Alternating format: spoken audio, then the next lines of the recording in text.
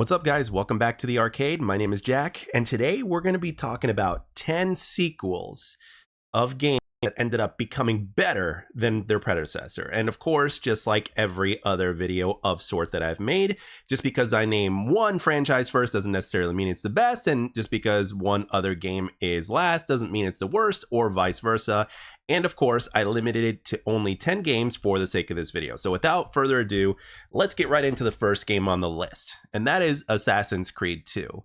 Assassin's Creed 2 was so good compared to the first that people to this day will still go back and play the original Assassin's Creed 2, and they really became attached to the protagonist, Ezio. And absolutely ever since then, a lot of players not only continue to come back to the game, but they also want more adventures featuring that particular assassin in that particular storyline, or that same assassin with a slightly different storyline. Assassin's Creed 2 really built off of the foundation that the first Assassin's Creed managed to obtain, and ever since then, at least for a certain period of time, Ubisoft was doing really well. And a big reason for that is because of the amazing success of not only the first game, but an even bigger success of the sequel, which was Assassin's Creed 2. Second game on my list is Batman Arkham City. Now, Batman Arkham City is arguably the best of the trilogy that Rocksteady made. However, its prequel, Batman Arkham Asylum, was a resounding success that literally came out of nowhere.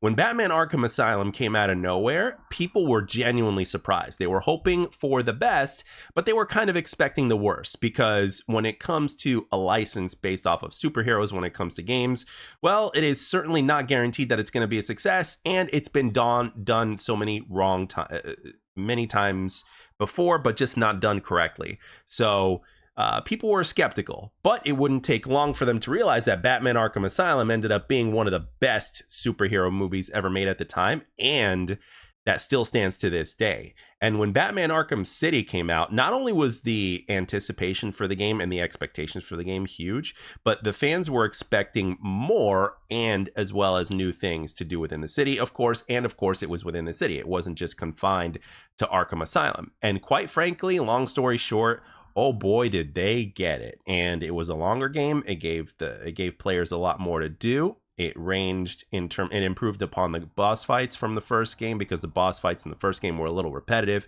In the second one, they definitely fixed that, especially if you're looking at the Mr. Freeze boss battle. And of course, it continued the story forward of what happened from the events of the original game up to the second game. And at that particular time, it was thought to be Mark Hamill's final performance as the Joker. And quite frankly, even though it wasn't, spoiler alert, even though it wasn't, it still was, when we believed that that was the case, it still was an amazing final performance. It is a game that should not be missed. All right, next up, I wanted to give a little bit of love to the 3D era of Mortal Kombat. And this game in particular that I'm giving love to is Mortal Kombat Deception. Now, Mortal Kombat Deadly Alliance, which was its prequel, was overall praised for the immense step forward in the 3D fighting genre that it did. However, it had problems because, well, obviously some of the fatalities were a little bit off, specifically Quan Chi's, where, he'd stretch here. That's all I'm going to say. I might even show it if I find the clip. But the thing is, and the game itself didn't have as many things that Mortal Kombat was known for, such as secrets and stuff like that. However, it was a technical marvel feeling moving forward from the previous game, which obviously took also a long time from Mortal Kombat 4 up until Mortal Kombat Deadly Alliance. But with that being said, Mortal Kombat Deadly Alliance in some ways felt a little incomplete and unfinished, and in some ways the 3D fighting just didn't feel as smooth or as fluid. Well, when Mortal Kombat Deception came out 2 years later after Deadly Alliance, you could tell, obviously, they were using the same engine, but they perfected it and refined it, which at the same time, because they didn't have to build that engine, it allowed the creators to simply give the players a lot more content. And boy, did they succeed in that aspect.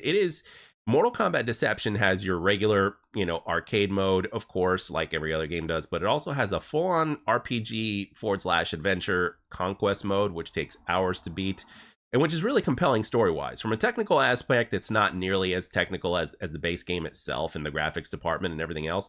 However, it was a really big thing that fans are still asking for to this day with, or even its own conquest game with either a character that's in the Mortal Kombat universe or something else that they can create themselves. But they included in Mortal Kombat Deception. But not only did they do that, but they also made the game feel better from a gameplay perspective. They added in additional finishers. They made the fatalities the best in the series for back then. And they also had additional game modes, such as chess combat and puzzle combat. Mortal Kombat Deception is when basically NetherRealm basically really took things to another level, to where were they even called NetherRealm at the time? I think they were still Midway, but they basically took everything to a whole other level in terms of the amount of content that is being offered in a game. And Mortal Kombat Deception was literally the first that offered that amount of content. And basically the trend would kind of continue to move on as time moved forward. So anyway, let's keep going. And this one is an OG, but I got to give my flowers to it. And that is Virtua Fighter 2. Virtua Fighter 2 is obviously the first game was like a really crazy tech demo. But then Virtua Fighter 2 basically took it up a notch. And back then, if you think about it, Virtua Fighter 2 is actually kind of responsible for really helping or making the 3D era of fighting games that we know of to this very day, you know, as well as other franchises like Tekken, for instance, right? Basically, it put 3D fighters like on the map and make people take them seriously. And because of that, there are franchises out there in the 3D fighting space to this day that wouldn't have existed if it wasn't for Virtua Fighter 2. And it all started way back then. And it was back in the day, it was a really cool 3D looking arcade game. Now, obviously, over time, it really hasn't aged very well in terms of the looks department. But in terms of how old the game is when it came out in 1994, if I'm not mistaken, in terms of how old that game is and how well it just has aged overall over time compared to some of the other games out there. I mean, and again, when that game came out, it looked like it was made for a console that was like, you know, ahead of where we were at that time. And the only thing that sucked was that it was released on the Sega Saturn as far as home consoles are concerned. And unfortunately, here in the United States, the Sega Saturn was not very popular. But Virtua Fighter 2 actually sold the best out of all the other games on Sega Saturn. Obviously, in Japan, it did very well as well. But here in the States, Virtua Fighter 2, if memory serves correctly, was the best-selling game for the Sega Saturn, which says quite a lot, especially when your mascot is Sonic the Hedgehog. You know what I mean? So anyway, let's move on to another game, Mass Effect 2. Now, Mass Effect 2, my experience with Mass Effect 2 is actually very interesting because I had never played a Mass Effect game, and let alone an RPG games at the time, and I wasn't really familiar. And then when it comes to RPG games, I will admit that I'm still not as familiar as I should be, but more familiar than what I was at the time when I got my hands on Mass Effect 2. And I was bored. I had $20, and I had found Mass Effect 2. I don't know if it was at Walmart or somewhere else for $20, and I heard nothing but good things about Mass Effect 2. Right, from all the different videos that I've seen on it, and from other people talking about it, Mass Effect 2 was, you just couldn't go wrong with it, right? Well, let's just put it this way: when I played that game, and when I brought it home after buying it for $20 off of I think it was a Platinum Hits list or something like that, or whatever it was called. When I came home and I played it, let's just say that despite the fact that I wasn't too familiar with everything, I could totally see where people were coming from, because I just couldn't stop playing it. Because first of all, it was very immersive. There was definitely a story. I spent an obscene amount of time in the create a character area, and then I just kind of wanted to like literally do everything in the game. Now, after that weekend when I played it, I was also like distracted by some of the other games that I was interested in, because that's the kind of gamer I was, and that's kind of the gamer that I've kind of turned into now again. But Mass Effect 2 was a game that I literally knew nothing about, that literally sucked me in, but was also very, very popular within the community. Mass Effect 2 is probably to this day the one that is revered the most. Mass Effect 2 is a legendary within its series, and there was no way I wasn't giving that game its flowers. All right, let's move on to the next one, Resident Evil 4. When it comes to the Nintendo GameCube era of games, Resident Evil 4 is said to be arguably the #1 game for that console. And again, when it comes to the console that's usually dominated by Mario Karts or anything Mario, like a Mario Sunshine, Mario Party, Luigi's Mansion, of course, which was introduced during the GameCube era, if memory serves correctly. And then you get this game, Resident Evil 4, that also plays significantly different than all the other Resident Evil games, but it's a lengthy game. It's a game that keeps you on your toes. It's a game that really does kind of like it keeps you engaged with its gameplay, of course, and then of course you got the story and just how the game overall works. It was like a really big change for the Resident Evil franchise to play that the way that it did in Resident Evil 4, and to say it was a success is an absolute understatement. You know, it absolutely, to this day, Resident Evil 4 is probably it is, there's no probably about it. It is the most popular Resident Evil 4 game for a reason. And they remade it recently, and that became a resounding success as well. And I think a lot of other games need to pay attention. Other franchises of games really need to pay attention to basically what Resident Evil 4 did, because there's other games out there of the past that still have not been remastered that totally deserve to be. All right, let's move on to the next one, Doom Eternal. Now, I'm looking forward to Doom: The Dark Ages. I have a feeling that that game is going to be like another jump forward from the way Doom Eternal was with Doom 2016. And the thing is, with Doom 2016, that game ended up winning, I think, Campaign of the Year, if I'm not mistaken, and rightfully so. I played through it. I thought Doom 2016 was great. It was addictive. The gameplay was awesome. And then here comes Doom Eternal a few years later, and holy hell, it absolutely took the formula of what Doom 2016 did, but just dialed it up to an insane degree. It added a few other gameplay elements, most of them successful, but some of the other things like the platforming, a lot of fans weren't too fond of, because yet again, it is a first-person shooter, and if you mix a platforming with first-person shooter, you might have some mixed results. But for the most part, Doom Eternal was an absolute better sequel than Doom 2016, which says quite a lot, because Doom 2016 is no slouch by any means at all. As a matter of fact, it kind of brought Doom back. And now we're anticipating in this year Doom: The Dark Ages. And I personally can't wait. I'm looking forward to it myself. I think the gameplay of the series is awesome, and I think it reached its peak with Doom Eternal. But we got Doom: The Dark Ages coming out. However, you can't ignore the fact that despite the fact that Doom 2016 was as great as it was and getting so many awards and accolades across the board, and then all of a sudden Doom Eternal comes out and says, yeah, this is the preferred way to play Doom, that in and of itself just goes to show you how great of a success it is. Next up, this is an OG, and of course, Sonic the Hedgehog 2. When the Sega Genesis came out, obviously the creators of the Genesis, those guys were thinking about, well, how do we compete with Mario? And then they came out with Sonic the Hedgehog. Now, Sonic the Hedgehog was a success. It was great. It was a very good alternative.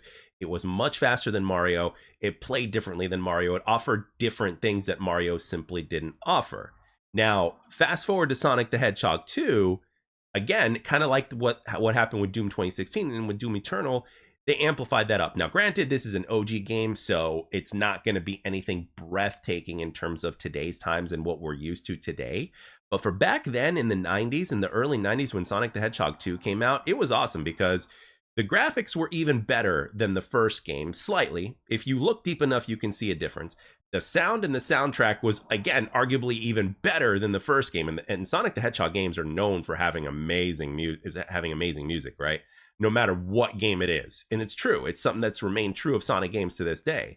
But with Sonic the Hedgehog 2, again, it completely improved on the first one. And then, of course, it added a few gameplay elements in terms of its level design, as well as a few enemies in the boss fights that you would fight Dr. Robotnik, that would later be known as Dr. Eggman. And, of course, Sonic was able to basically do a roll upon command by pressing down and then the action button, and then you can charge it up, and then you can dash to make you go even faster.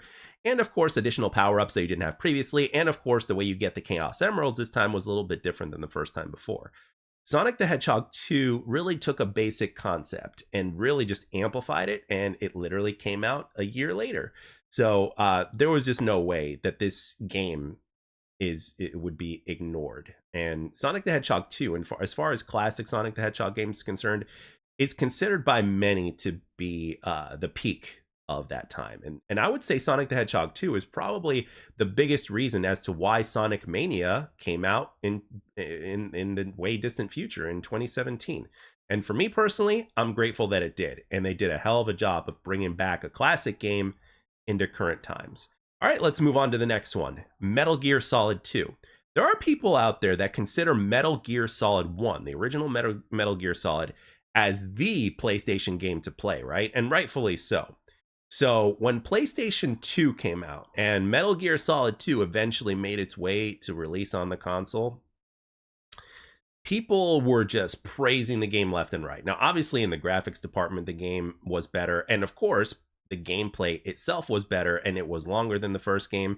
But when you're talking about a Hideo Kojima game, you're also talking about a story that is very rich and compelling, that makes it interesting and that keeps players playing. So you're not just talking about the gameplay, which is the most essential element, but you also had that other place, right? The other side of the coin that kept people really engaged with the game beyond just its gameplay. And if you looked anywhere back at the time when Metal Gear Solid 2 came out, it was getting some of the highest scores in gaming history at that time. It was up there among the best of the best. And obviously was a better than the original, which put the series on the map in the first place. And like I said, as far as the original PlayStation 1, the original Metal Gear Solid is concerned, it is considered by many to be the game to play on that platform. So when you got the sequel that absolutely just beats the hell out of that and takes things up to a whole other level that the series would try to replicate and follow as time went on in its own unique way, as well as keeping the story intact, which kept people just invested in the game as well, there's no way you can't give your flowers to Metal Gear Solid 2. It is an absolute amazing game.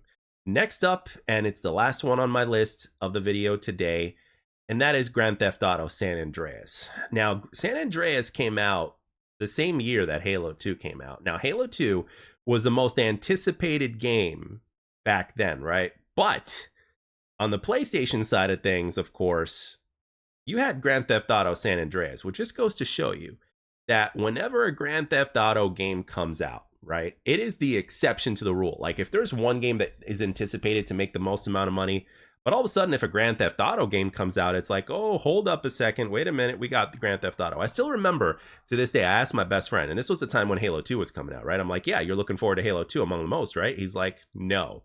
And I'm like, wait a minute. What else is coming out? And he looked at me and he said, San Andreas. And I was like, oh, okay. So now, when I was watching wrestling when I was younger, like when it came to Grand Theft Auto 3 and Grand Theft Auto Vice City, I would say that's when like the Grand Theft Auto train really took off, so to speak, right? To where it just started, you know, going faster and faster, and it became more popular and more popular. And I was and there was like Grand Theft Auto 3 and Grand Theft Auto Vice City commercials pretty much every single time, like in between a wrestling show. And I used to be a big fan of wrestling, whether it was WCW Monday Night Nitro or the WWF Monday Night Raw. I was a big fan back then, and there would be every single time you would definitely see, like almost every time without fail, you would see, you know, a trailer to like video games, especially when it came to wrestling, but you'd also see other ones, right? And the Grand Theft Auto series was one of the ones that you would find quite a bit, usually, and I specifically remember Grand Theft Auto 3 and Vice City as well.